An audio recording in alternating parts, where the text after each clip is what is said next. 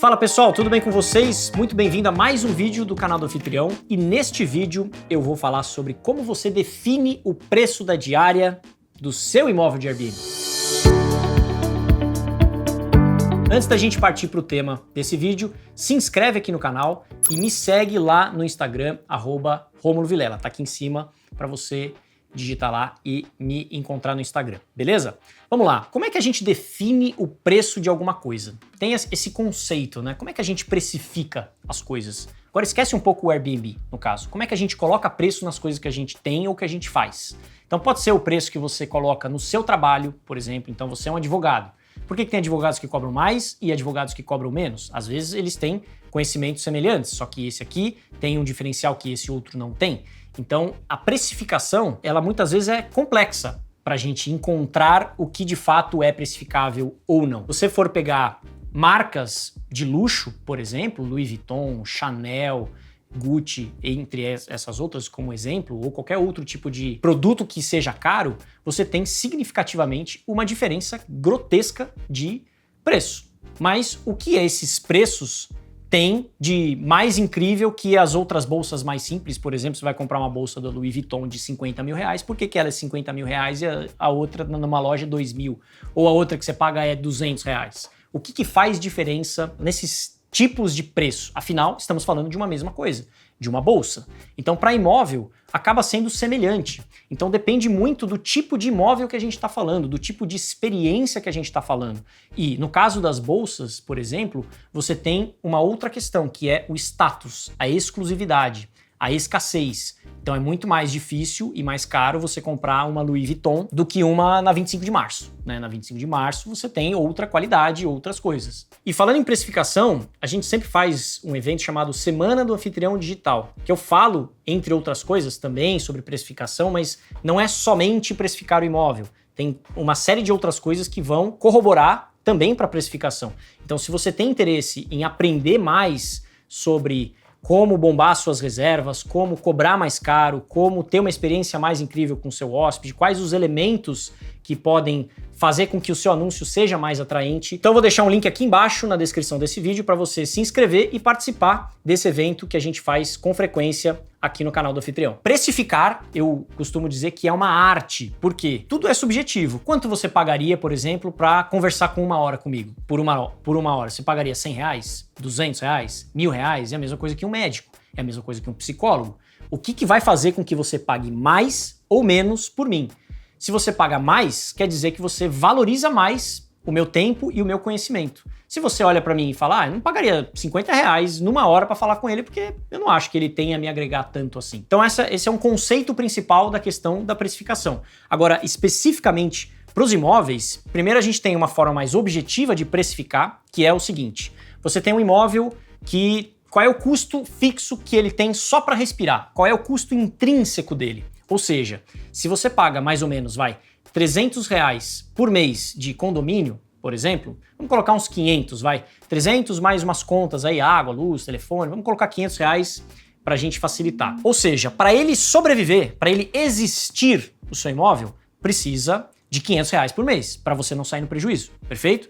Então, se você pegar 500 e dividir por 30, quanto é que vai dar essa conta? O seu imóvel vai custar por dia R$16,66. Ah, Rômulo, mas eu não vou cobrar 16 reais por dia no meu imóvel. Obviamente que não. Mas aí você começa a ter um parâmetro, ou seja, o meu imóvel custa, para ele sobreviver, 16 reais. Esse é o custo mais direto possível que tem. É óbvio que você tem que considerar o financiamento que você está pagando, o valor de mercado desse imóvel, a qualidade do seu imóvel. Se você tem dois imóveis exatamente iguais, um é mais simples e o outro é mais sofisticado, qual você acha que vai ser a percepção de valor mais elevada? Do que é mais bem decorado, do que você, de alguma forma, agregou um valor que gera nas pessoas uma percepção de pagar mais caro.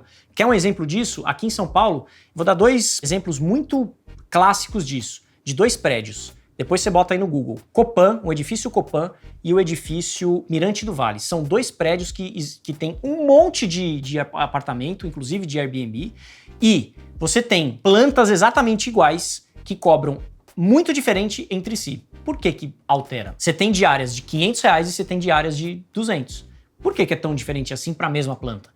A experiência que, de alguma forma, as pessoas que estão do outro lado enxergam e decidem pagar por isso. Então, se você vai lá no Copan, com uma vista do 24º andar, ou no Mirante do Vale, que tem 50 andares, você pega no 43º, aquela vista da cidade enorme, gigantesca, uma janela incrível, por exemplo, e você cobra R$500, tem gente que está no primeiro andar, no mesmo prédio, com a mesma planta, só que a vista é para a parede. Então, naturalmente, esse preço, essa percepção de valor das pessoas vai diminuir. Primeiro, você tem que considerar todas essas coisas. Não adianta você olhar o preço que o seu vizinho está fazendo e você fazer igual. Pode ser que funcione? Claro. É uma questão de teste. Um outro fator é a oferta e a demanda. Então, por mais que você tenha um imóvel super bem decorado, bonito, etc., qual é o contexto que o seu imóvel tá? Por exemplo, litoral, frio, baixa temporada. Você acha que você vai conseguir cobrar a mesma coisa que você cobraria numa alta temporada? Não.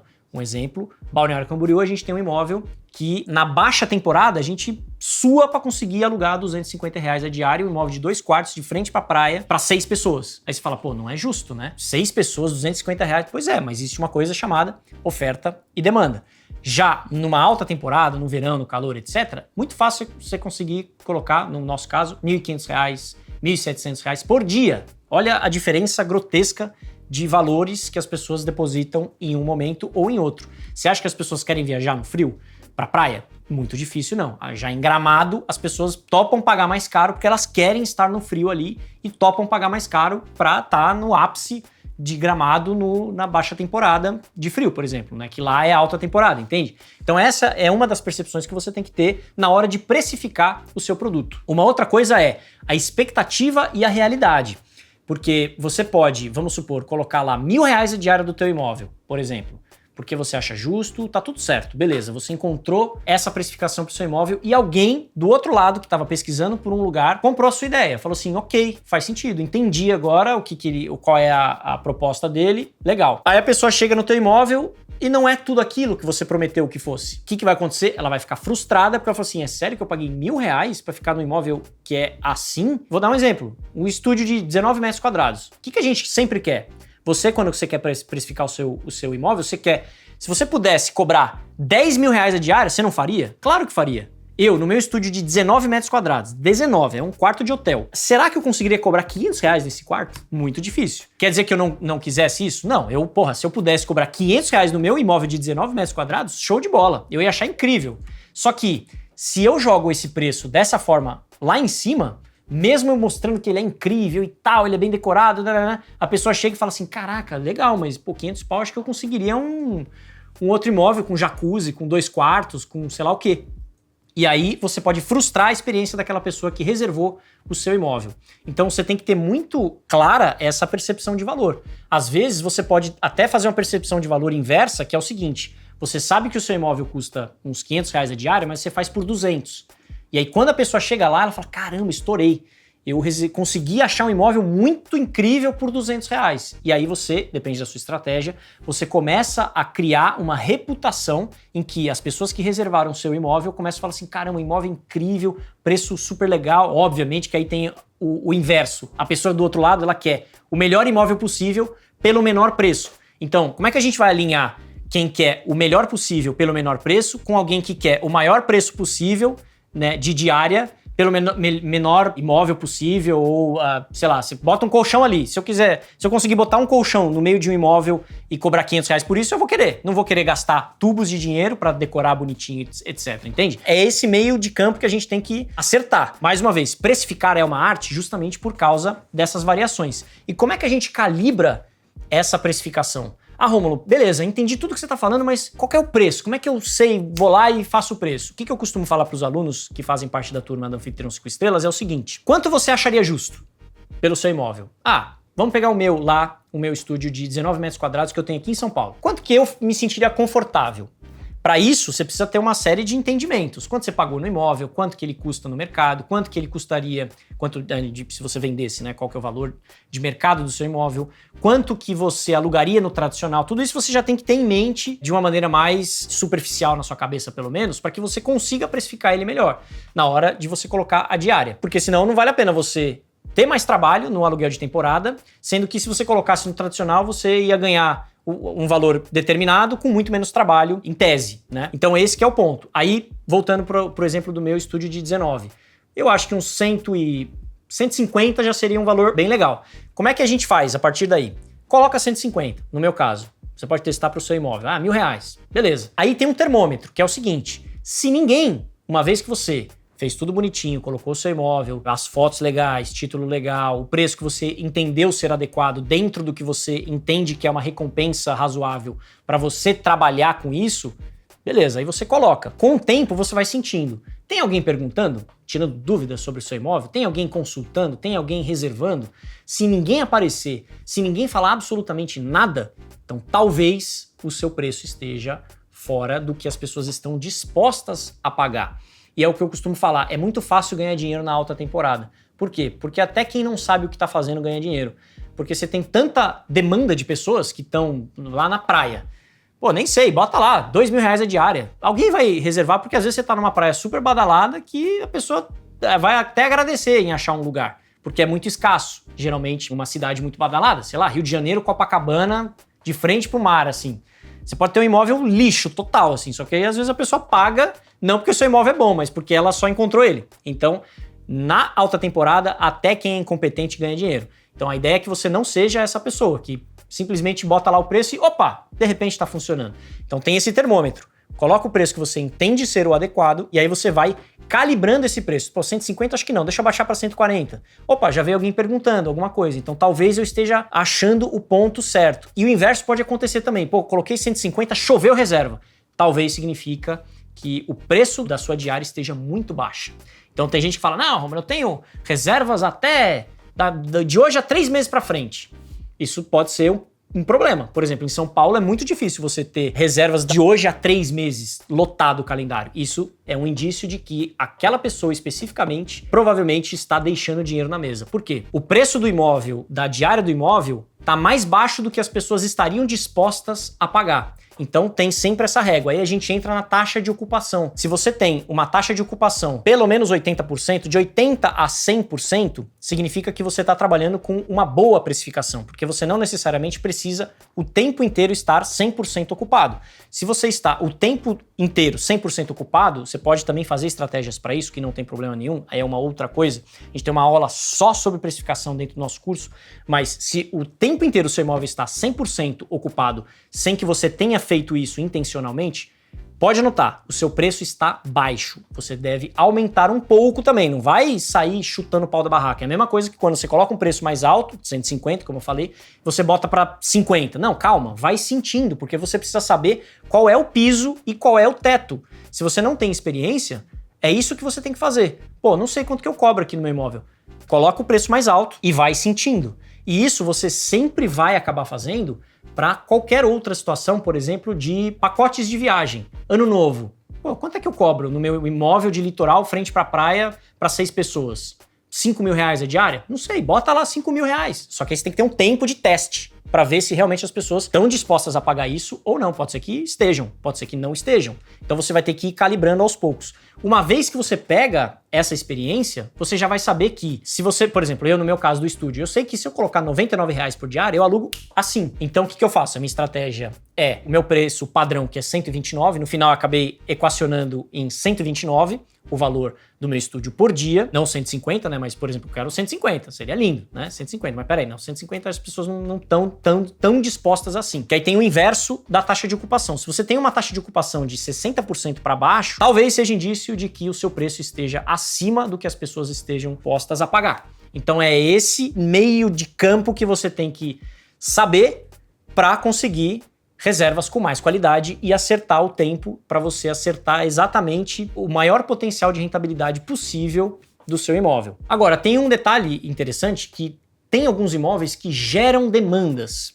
Ah, Romulo, porque onde é que eu posso comprar um imóvel que vai me dar mais dinheiro de Airbnb? As pessoas sempre querem fórmulas mágicas, né? Compra aqui, ó, no edifício Joana, que é ali que você vai ficar milionário. Não, não é bem assim que acontece.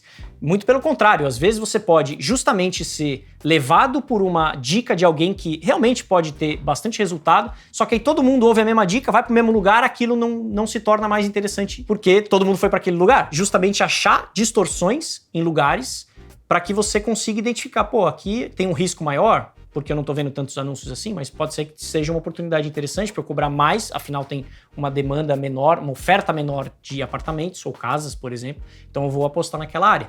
Tudo envolve risco, não tem jeito. E como eu falei, tem imóveis que geram demandas. Gosto sempre de dar esse exemplo do Altar BR, que é uma represa gigantesca e tem um imóvel no meio de uma represa. Se eu falaria para você, cara, tive uma ideia, o que você acha de colocar um container no meio de um lago que não tem nada em volta?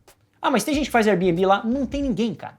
É um rio, você vai deixar lá na represa e ponto. Ah, mas qual é a garantia que isso vai dar certo? Pois é, esses caras estouram de reserva, né? Então tem esse e você tem vários outros tipos de imóveis que são imóveis de experiência. A pandemia isso bombou demais. Então, pra você ter uma ideia, esse imóvel Altar que eu tô te falando, geralmente a diária média dele é R$ 1.200 por dia. E os caras fecham de fora a fora. De fora a fora. Então, às vezes você tá suando lá pra ganhar 5 conto no seu imóvel na sua cidade badalada, sendo que o cara tá num lugar super remoto, criando uma demanda nova que nem existia para aquela cidade, só que é tão interessante o que ele propôs que ele consegue precificar do jeito que ele quer. Por quê? Porque é uma coisa muito única, igual uma Louis Vuitton, igual uma Gucci ou qualquer coisa assim. Existe a exclusividade e quando você consegue transmitir esse valor da exclusividade, aí quem bota preço é o dono do imóvel. Agora, se você está numa cidade que tem bastante oferta de imóvel, você pode até ter, obviamente, um imóvel muito diferente, um imóvel super descoladão, como eu falei, no Mirante do Vale, ou no Copan, ou em qualquer outro lugar que você consiga criar uma experiência diferente. Então, naturalmente, você consegue precificar isso de uma maneira maior. No bairro do Brás, por exemplo, eu tenho alguns imóveis que ficam num condomínio que é espetacular, a piscina é gigantesca, e se não fosse por causa disso, eu provavelmente só conseguiria cobrar metade do que eu cobro em um outro apartamento. Então, pegando 2 apartamentos iguais no mesmo bairro, um de 2 quartos, outro de 2 quartos, um dentro de um resort incrível e o outro num prédio comum. Esse que tá no resort incrível eu consigo cobrar o dobro do que esse aqui que tá no mesmo bairro, com as mesmas características, só que com o valor percebido das pessoas muito menor. Por que você vai pagar R$500 aqui nesse imóvel mais simples, sendo que você pode pagar 500 aqui? Num imóvel mais incrível, com uma área de lazer mais incrível. Agora, como é que é a sua forma de precificar? Eu quero saber. Me conta aqui nos comentários como você coloca preço no seu imóvel. Você segue o que eu tô te falando, ou pelo menos entende que essa forma de precificar faz sentido, ou você acredita que é uma outra coisa, é uma outra forma de pensar na hora de você precificar o seu imóvel. Então me conta aqui nos comentários que eu quero saber. Então eu espero que você tenha gostado desse vídeo, que você consiga precificar o seu imóvel da melhor maneira possível, visando a maior rentabilidade possível, mas sem frustrar a experiência do seu hóspede de chegar lá e falar: ixi, reservei esse negócio aqui e paguei caro. Aí ele te dá 1 estrela porque você pareceu enganá-lo na hora de vender a sua estadia para ele, tá bom? Então, se você gostou desse vídeo, se inscreve aqui no canal, me segue no Instagram, @RomuloVilela, tá aqui em cima para você escrever direitinho lá no Instagram, que eu te espero no próximo vídeo e até mais. Tchau!